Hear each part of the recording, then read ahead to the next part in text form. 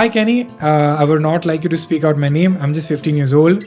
I have OCD and I also face a lot of mental issues like panic attacks, anxiety, and sometimes depression.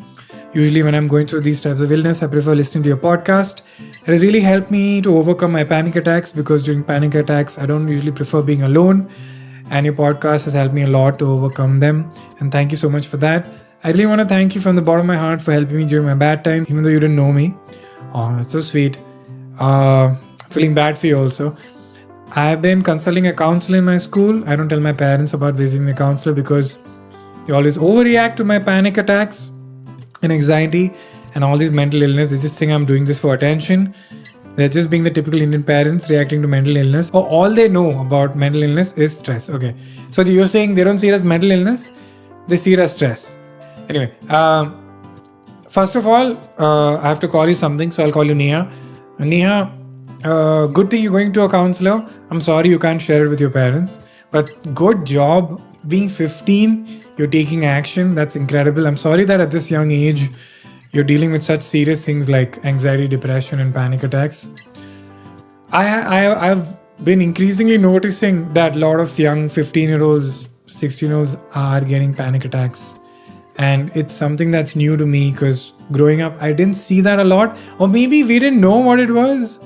We're also privileged to know that your heart rate increasing, shortness of breath, puking, they're all signs of stress or panic.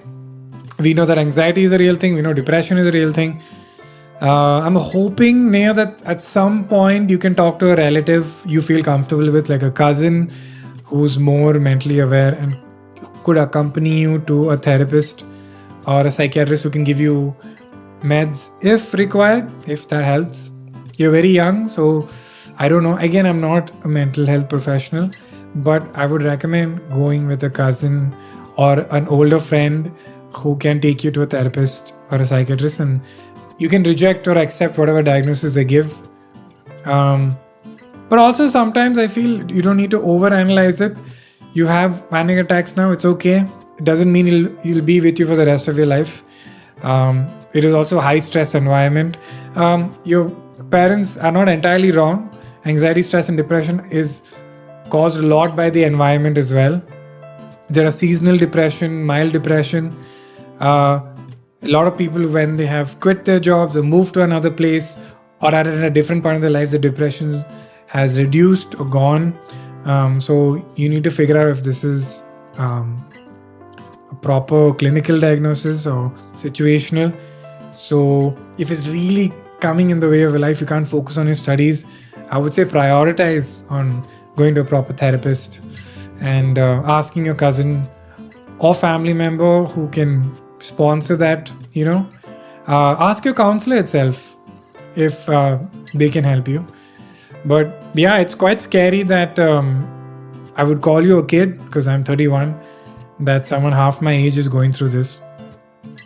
I'm just feeling bad for you that you can't tell your parents, and I feel like don't get frustrated about that because my parents also took a lot of time to understand a lot of concepts, and it's just a product of age.